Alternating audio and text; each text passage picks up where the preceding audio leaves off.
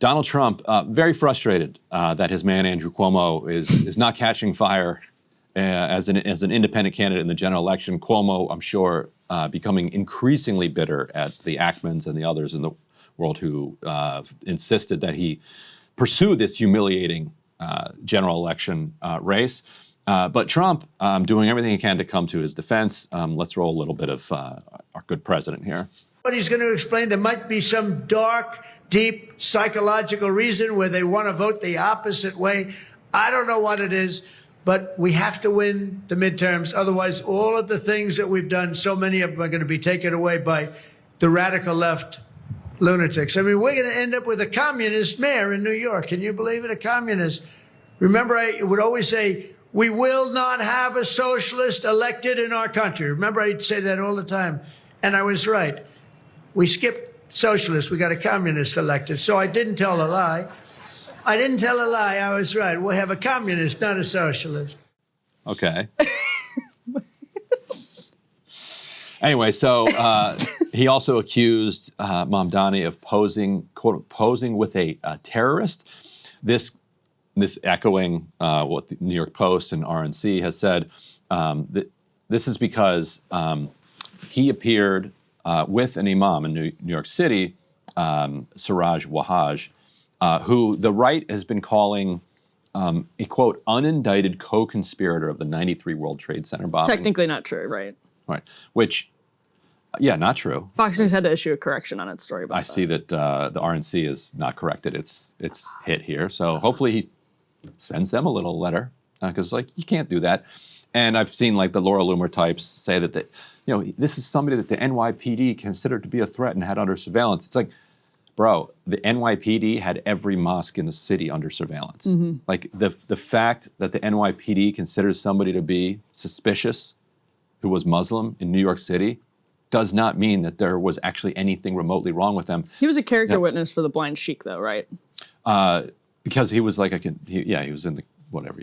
He'd been organizing like New York City. Yeah, and he's said things about women's rights and stuff. Gay rights, that people would generally agree with. He's also has a huge base of support in New York City, and that's why Eric Adams and Bill de Blasio, appeared with him, went to him because they want to get his supporters to vote for them. He's like a pillar of the community. Yeah, and it was never controversial until Mamdani showed up.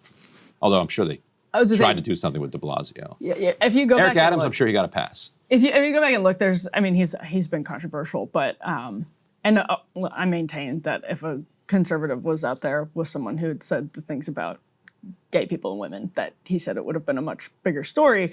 All that is to say, who was it that Trump had as his preacher? Like not his preacher, but like the guy at his inauguration. At his inauguration? Yeah, it was Pagey or whatever his name, John Pagey or whatever. Oh, Hagee? Hagee, yeah. Oh, yeah, Hagee said crazy stuff, obviously. Yes. About, but what, like... That's like the guy doing the inaugural. Trump, I mean, I don't remember whether it was Hagee, but that would obviously... Trump is a slightly different story because he talks to everybody. He talks to Alex Jones, he talks to, but if it were Ted Cruz or someone else... So who's Trump to blame Mamdani for... No, I have no disagreement from me on that. No disagreement from me on that whatsoever. But again, I think it's true that this is very obviously much more of a controversy when Mamdani does it. And the coverage of the Mamdani stuff has been just the fact that Fox News had to issue a correction for calling him an unindicted co-conspirator tells you what you need to know about the standard for Mamdani going to see him. Now, Andrew Cuomo went on Impulsive, spelled P-A-U-L. Impulsive. Everybody loves to do a name play. And I never did Grim News, so... That was a really brave decision. You know how hard that was? I didn't. Difficult. Here's a little flavor of Cuomo on Impulsive with Logan Paul.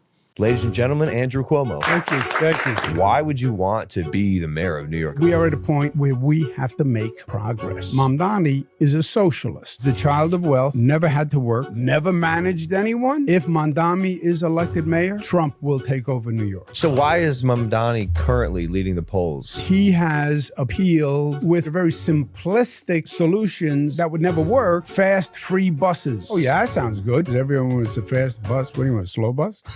fair to. Okay, Ryan, that smacks of desperation to me. And of course, he probably is openly desperate at this point. We've seen him down in just about every poll. Not looking good for Andrew Cuomo when you're going on impulsive to laugh about kicking your brother's ass. I mean, Democrats should, reach out, go on these different, independents, because Cuomo tried to be a Democrat, and Democrats thoroughly rejected him. So he's independent on there. But yeah, he looks like somebody who wants this election to be over. Annoyed at the fact that he has to compete for it. Frustrated at the public for not allowing him to have this easy re-entry into public life. And I guess just contemplating what kind of big money organization he's going to fall back on after his inevitable defeat in the upcoming election. Because, and he keeps thinking that, and Bill Ackman keeps thinking that if Curtis Sliwa, the Republican nominee, will drop out, that would be the ticket for Cuomo. But it doesn't make any sense. Like, if you are currently supporting Sliwa, you either want some outsider who says wacky fun stuff all the time, which is not Cuomo, or you are a very partisan Republican and you live in New York City and you hate Cuomo more than you hate Mamdani at this point. Cuomo has been, the Republicans in New York hate Cuomo. Yeah. So on what planet, if Sliwa dropped out, the lead that Zohran Mamdani has over Cuomo, I think, would actually expand. It's this weird idea that everyone would just rush to support Cuomo if only Sliwa wasn't there. It's just completely absurd. So John Hagee, by the way, did the benediction when Trump moved the embassy to Jerusalem, is what it looks like right now. And Hagee's one of these millennial he's bananas. Apocalyptic, we need all of the Jews in Israel to burn so that we can bring about the apocalypse and whatever. He said the Antichrist will be Jewish and half Jewish and gay. He's said all kinds of stuff that I think he said. Yeah, so we don't have to wonder what would happen if Trump appeared with somebody.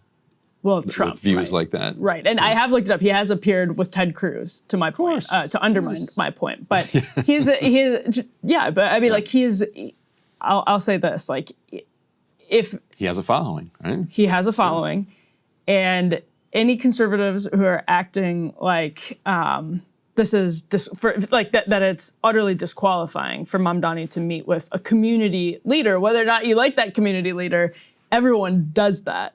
My point is just, I think it would be a huge media circus, but that was beside the point of what we were talking about. I genuinely think it would be a huge media circus, like the Hagee stuff was at the time. So anyway, don't need to get into that anymore. We could do a full segment on that. Let's take a look at this mashup from Bill Maher's show last week when Andrew Ross Sorkin went on and said, we have a financial literacy problem in America. But the financial literacy problem in America is affecting the politics in America, which is that if you don't understand that if you actually decide that you think rent stabilization is going to somehow increase the supply of apartments and homes in the country, you've got it completely backwards. Because what happens is the developers say, well, if they're going to stabilize the rent in this town, we don't really want to be developing in this town, in which case there's not going to be enough supply, in which case it's going to cost more to rent your apartment. That's just the way it is. And unless people understand that, when a politician stands up and says, excuse me, I'm over here and I'm very happy to give you rent stabilization and the free groceries and this and that, and then it doesn't happen, I think people are going to be in for a surprise. Right. I mean, a couple things. Disturbed by the global... globalize what did you say that just made me crazy over the weekend? Did you see what he said? Globalize he didn't say globalize the infidel, but he did say that he wouldn't condemn it. That clip is so painful. Globalize the what? Globalize the. Oh, he didn't say it, but he said he wouldn't condemn it. I will say that he's one of the harder working guys in media. He's doing a column for the Times. I feel bad for him, yeah. He's doing that show every day. Yeah. He's probably meeting with bankers late at night to That, I feel bad for him because of that. He's got to talk to also his that. bankers. So the guy's probably running on fumes. So I sympathize with people stumbling over their words. So. The Glass house over here. We have tried to get him on to talk about his new book, 1929. Didn't he come on with this Crystal and Sagar? I don't think he did, but I was listening to it this weekend. It's quite interesting. Okay, and so while I will sympathize with the stumbling over the words, what I won't sympathize with is lecturing people about not knowing how things work and then objectively not knowing how things work. Because he's talking about freeze the rent, and he's saying that will disincentivize developers from building new projects, except the freeze the rent program that Mamdani is talking about would apply to particular buildings that are already in the rent stabilization system or whatever. That would not necessarily apply to all new developments. And the New York City housing law is extremely complicated. There's rent controlled, there's rent stabilized, there's lots of other things. But to say that it would just blanket apply to all rent is just false. And he lives in, at least he works in New York. I don't know where he lives. So he should know that. So, and it's fine to get that wrong, but he shouldn't get that wrong while you're also criticizing kids for not having financial literacy. Well, I also think the question of where's the financial literacy among those who are overseeing the status quo? Like, if you're missing that part of it and you're criticizing the people criticizing the status quo, while arguably, I don't want to accuse him of defending the status quo in New York, but if you're just picking on the, quote, financial illiteracy of people who are now asking for rent stabilization, which I obviously disagree with, but there's a huge degree of financial illiteracy among the people who are overseeing the status quo. And if you're just attacking the people against the status quo, never, asking or condescending to the people who are overseeing the status quo, then your priorities are wrong. And then you wanted to talk about this AI slop that Cuomo's been serving up to people. And if you're angry about your electricity bill every month, you should be a little bit frustrated that Cuomo is using the juice to create, let's roll this utterly disturbing and bizarre AI ad. Hello, it's me, de Blasio. New York City's least favorite mayor. Today, I want to introduce you to my mini-me Mamdani. Hiya! If you thought my policies were evil, you're gonna freaking hate this. Sure will, boss. In 2020, I cut $1 billion from the NYPD, which dramatically spiked crime. But I wanted to fund the police entirely. So evil, so unsafe. What are we supposed to do with that? It is profoundly embarrassing. I don't know who's laughing at that. Well, who's the market for that? You could laugh at it. You could laugh at it. You can't laugh with it. It's a little too pathetic to laugh at almost. You can't but laugh I can with. imagine some people, if you were stoned. Yeah, that's not what he's going for, though. Then, but you'd be so confused because in order to laugh at it, you have to have some sense of what on earth it's trying to do. And then if it doesn't do it, the subversion of that is very funny. But I keep what? Oh, come on, guy. What are you doing? It's brutal, but it's the desperation. And Trump, again, this is your king. This is who Trump wants to be the mayor of New York City. Oh, I don't think any part of Trump wants him to be the mayor of New York City. He just wants him a little bit more than he wants Mamdani to be the mayor of New York City. Why is Trump not riding for Sliwa?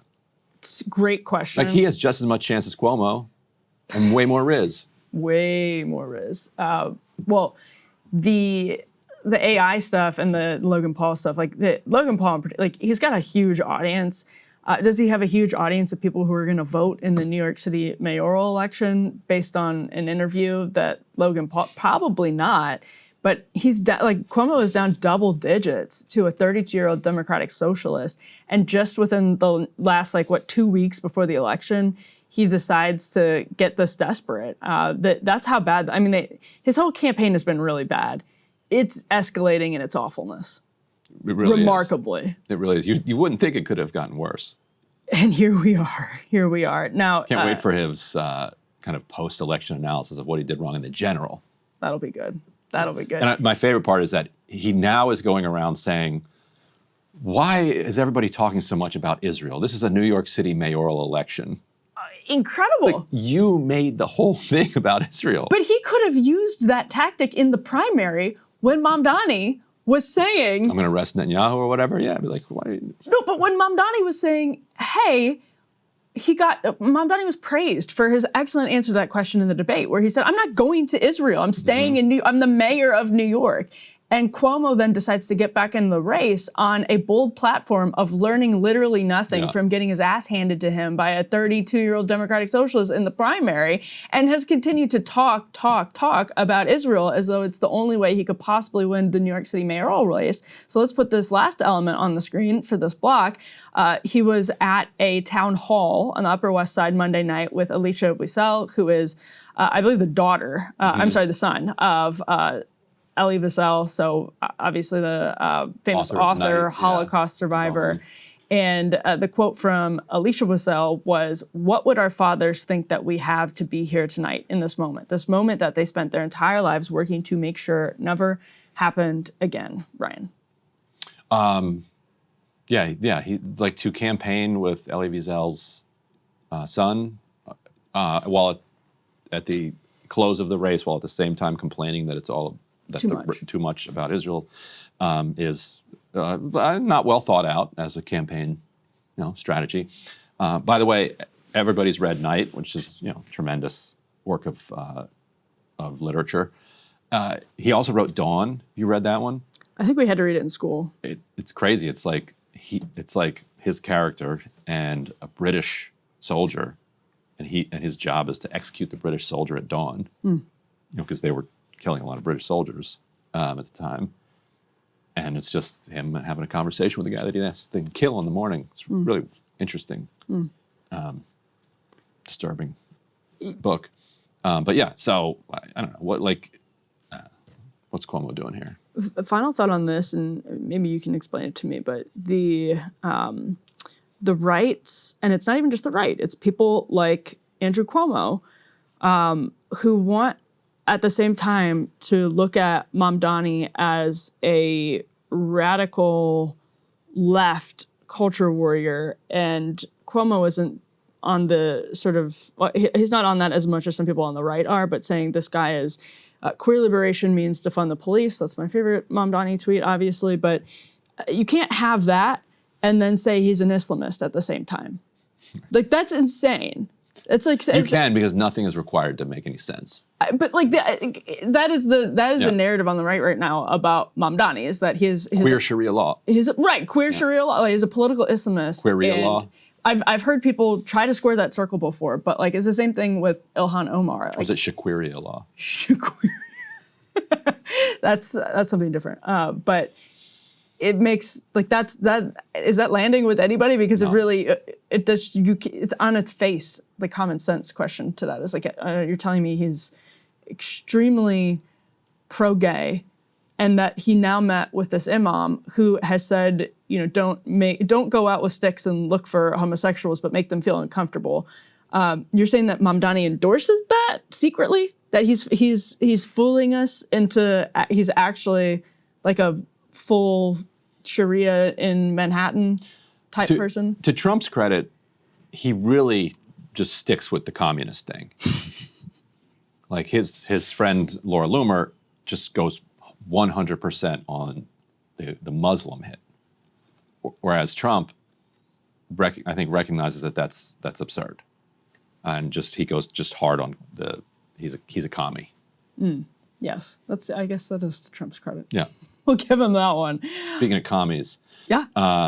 We're going to talk about the latest controversy with Maine Senate candidate Graham Plattner. We'll be joined by Representative Ro Khanna. Stick around for that. Hey, if you like that video, hit the like button or leave a comment below. It really helps get the show to more people. And if you'd like to get the full show ad-free and in your inbox every morning, you can sign up at breakingpoints.com. That's right. Get the full show, help support the future of independent media at breakingpoints.com.